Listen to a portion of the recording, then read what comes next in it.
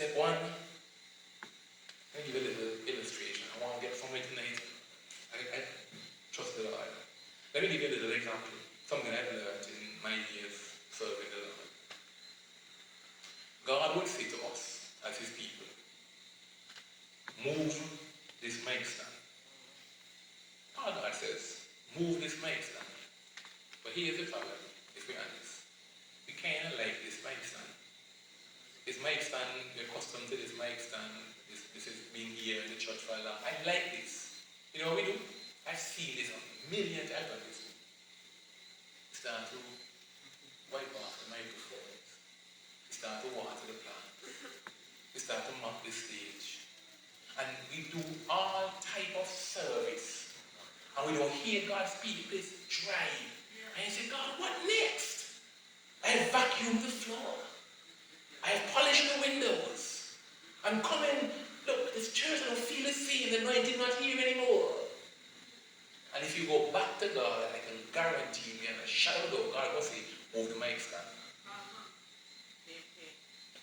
Until you do step one, until you do the last thing God tells you, God not giving you nothing, no more advice. For obedience is better than sacrifice. You start through special offering, big offering, start on church regular, everything you're doing, but the one thing God tells you to do. And I studied scripture that God gives revelation progressively. He said, go down to Macedonia, full stop. And when they get down there, you will hear plan B. They couldn't stay where they were and get the whole walk through. Build the ark. Lord, the ark built. No, that's here but phase 2. Everywhere you see God moving, it's progressive. Meaning, if you don't do step one, I like assembling things, furniture, anything that I get. I have a great. My father was he was a maintenance man in the hotel, so they do everything, current everything. And I love to assemble things. Just all I want is the paper.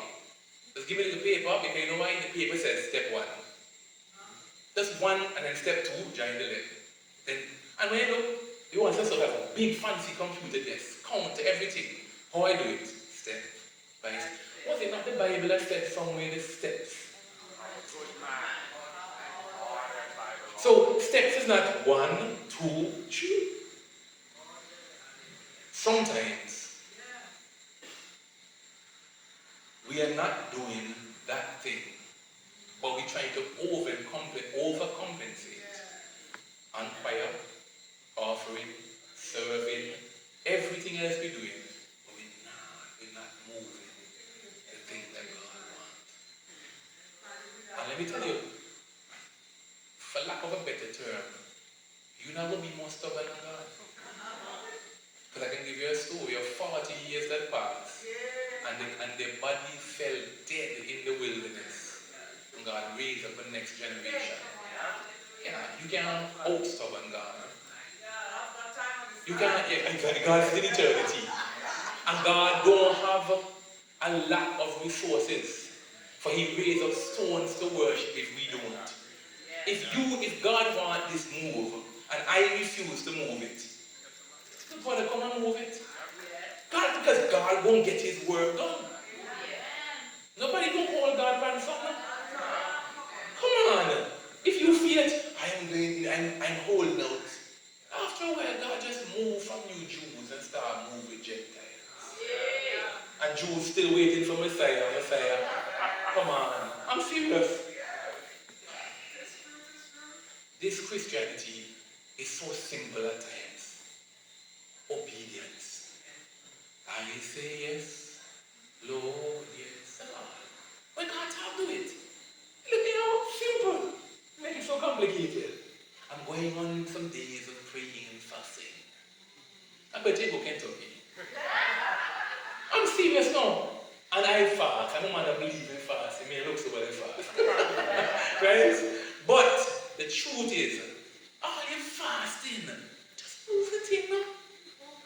How much time God is so loving that God won't bring it like me with the business God wanted me out of. You bring it to me from the pulpit, you bring it to me from the radio. God so loves us, and you will hear it. You go home tonight, you turn the radio, you go work tomorrow, somebody else come, and then you just hear, bam, cancel. God is talk.